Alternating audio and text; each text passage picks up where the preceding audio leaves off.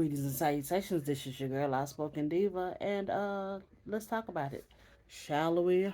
What are we talking about today?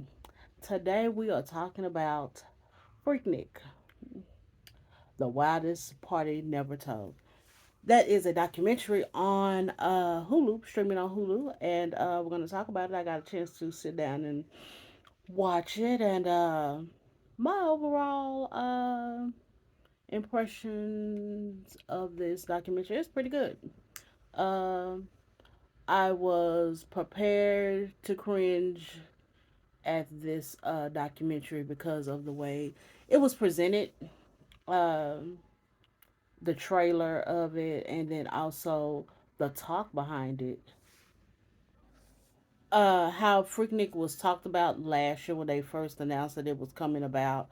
Um, a lot of people were hit up. Where were you in '94? Did you go to Freaknik? I was hit up by a god niece, one of my cousins that's in high school, and because what is told about Freaknik is all the partying and the debauchery that that's what we're talking about. Yeah, it was a good time. It was a party. It was a party that happened in Atlanta and these things and stuff. And everybody was like, yeah, it's gonna mostly talk about 1994. Well, in 1994, Outspoken Diva was in high school, and Outspoken Diva mother, Mud Diva, didn't play that. So yeah, I was not there. I never did go to Freak Dick.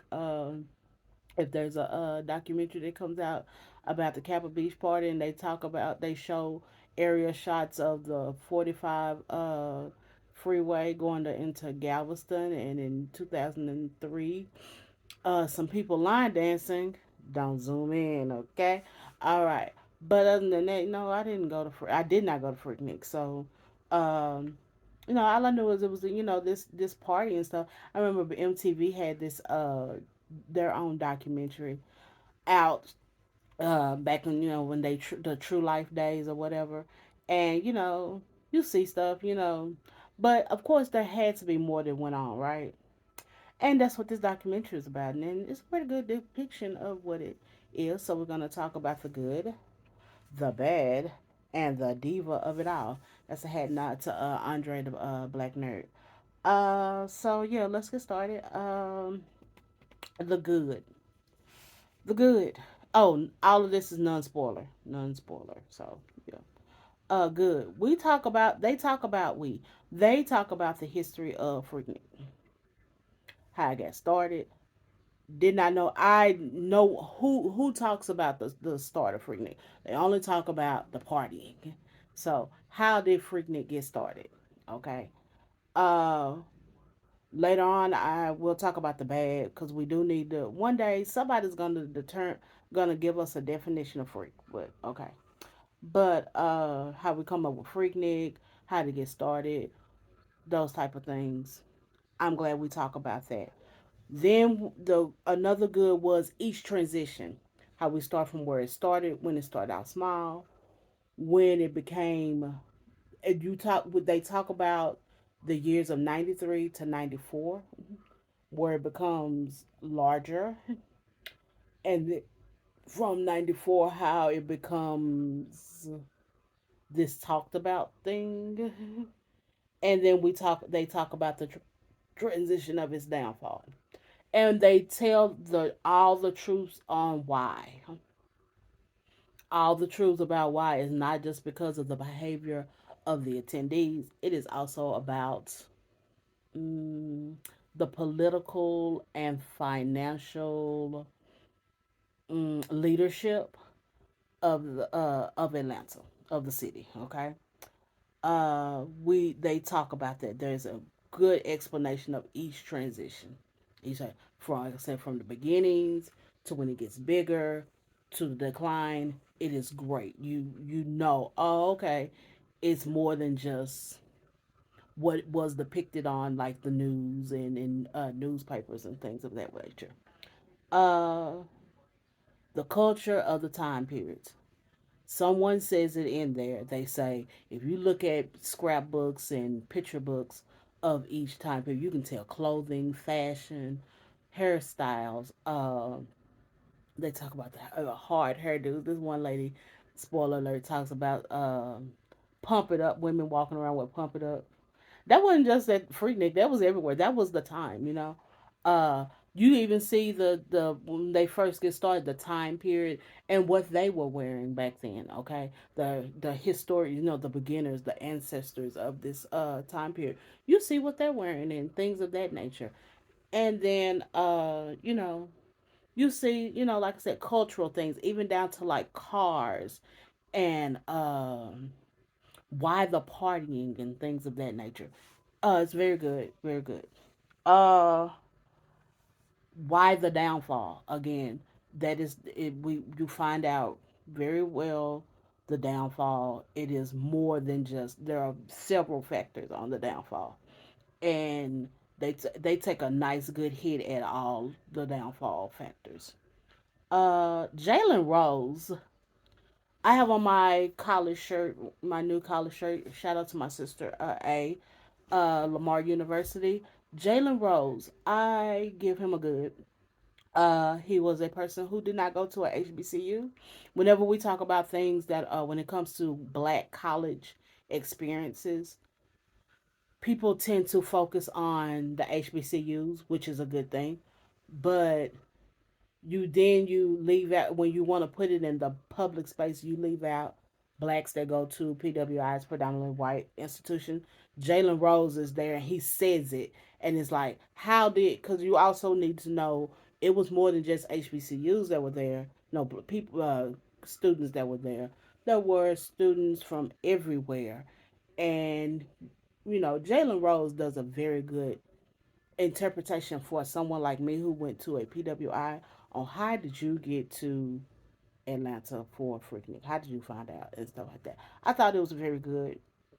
Well, it was some other people who were talking about that, you know, how they found out. But Jalen Rose, the basketball player, I appreciate him a lot in this him in the story, in the documentary, and then of course the soundtrack.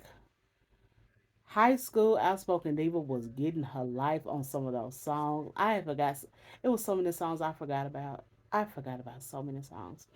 But I mean Daisy Dukes, and they even talk about Daisy Dukes. They even give a history about Daisy Dukes, and well, not a history, but a little small thing about it.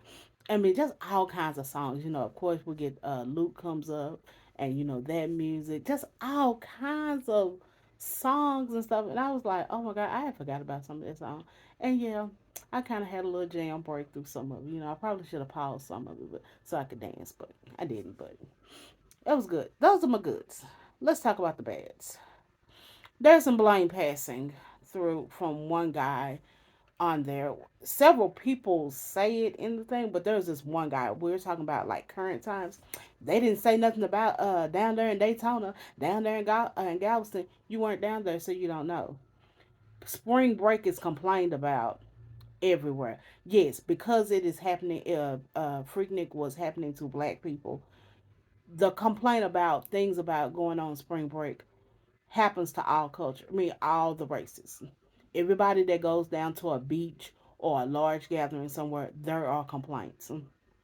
Okay, and there are national uh, articles about it. I'm sorry. I hate passing blame. Stay in what your part is.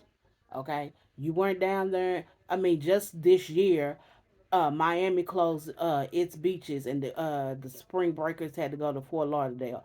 The reason why they went down to Miami was because years ago Fort Lauderdale had closed their beaches. There is always complaints in Corpus Christi and Galveston and Port Aransas about spring breakers.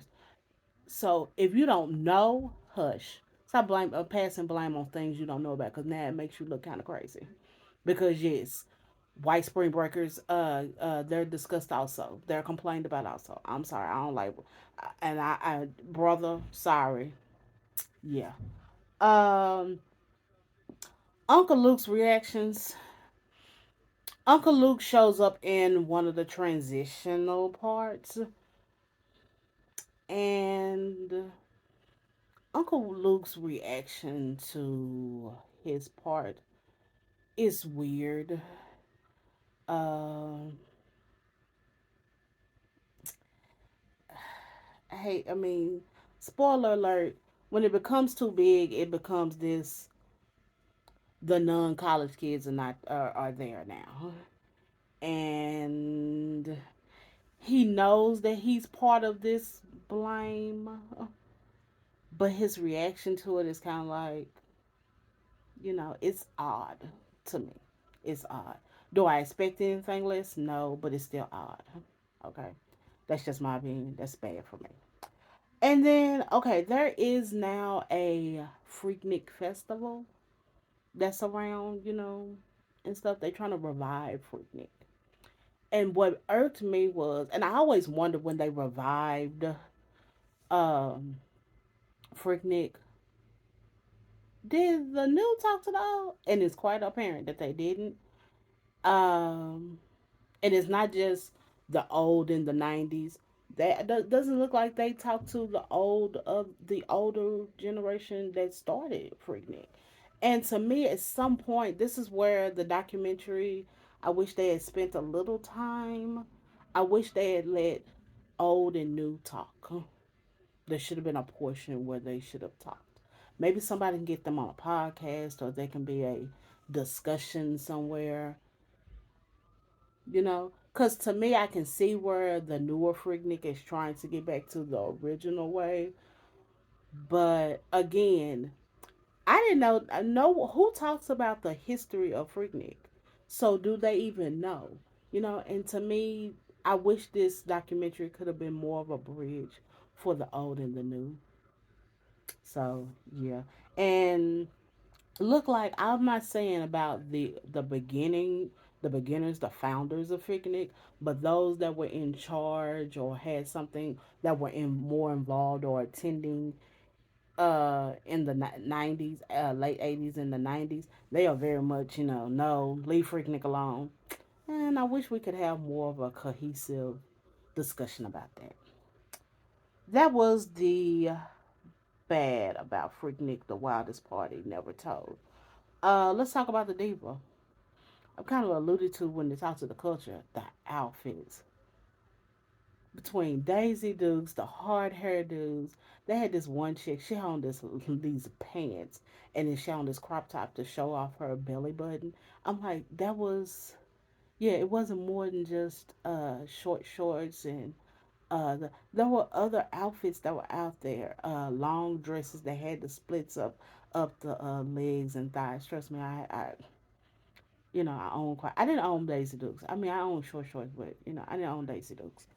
Um, and then they also talked about a time where there was no BBL. If you didn't have a behind, you just didn't have a behind. You just had your short shorts on. You didn't have no behind. Well, when I say no behind, you didn't have a round behind. But if you had a round one, it was fine. People just wore their clothes. You know, cleavage, all that kind of stuff. That was the culture. I was like, wow, we really did just like that. When I saw the hard hair dudes, whenever I see pictures of hard hair dudes, I crack up laughing because I used to wear my hair like that. I was in high school and beginnings of college when my hair hard like that, microwave ponytail and stuff. Now, if I wear my bun too long, my scalp itches. So, but I like that. I love the fashion. It was great. The treatment of women. That is one of the storylines of uh Freaknik that is one of the widely known, supposed to be, downfalls of Freaknik, is because women were, treatment stuff. They talked to some of the women that were involved in some of these things. Okay, I'm glad we talked to the women, not just these, especially like you talk to older women, the respectability politics of it all. No, they talk to the women, and they talk about the impact that they took on their life. It took on their lives and stuff.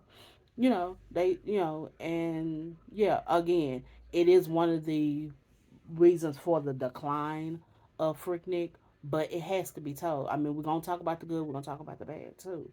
And I'm glad we that they are highlighted. They are, you know, I know one lady is spoken to and she's interviewed and she talks about it. And it's a good thing. I'm happy for it. I'm glad, when we talk about women's rights, and these things, I'm glad this did come out in March for Women's History Month. You know, these stories have to be told, And my hat tip off to those ladies who talked about it. And, it was more than just, party, party, party, Sometimes it got a little dangerous. And then we also talk about the treatment of women on the sexual liberation portion of it.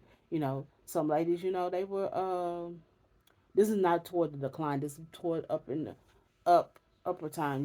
When the '90s came out after TLC, and they kept playing Adina Howard's "Freak Like Me" song during this portion. You know, at that time, yeah, women could walk around their short shorts, and they didn't have to wear, uh, sackcloth and ashes. Just so not the male gaze. You know, if I wanted to show it off, let me show it off. And I'm glad we talked to those ladies also, and there was no bashing of you shouldn't have had on this, and she wouldn't none of that. Not even from the men. You didn't hear, well, if they hadn't been dressed like that, no, we didn't have any of that, and I am happy about that. That was a good thing. So yeah, that again, my overall impression of Freak Nick, the wildest party never told. Like I said, it's good. I give it a B minus. If we're gonna go on the scale, I give it a 4.2. So yeah, like I said, I very much recommend everyone to watch this. So you can understand the a bigger story of Freaknik, not just what people tell you. Okay, again, I didn't know about the history of Freaknik, so I didn't know how it really got started, and it's a good thing that this was made. My hats off to the producers and stuff. So yeah, check it out. And where were you in '94? Were you at Freaknik?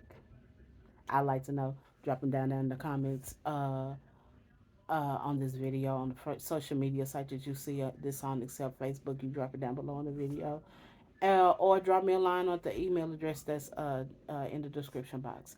And other than that, talking to you in adult terms.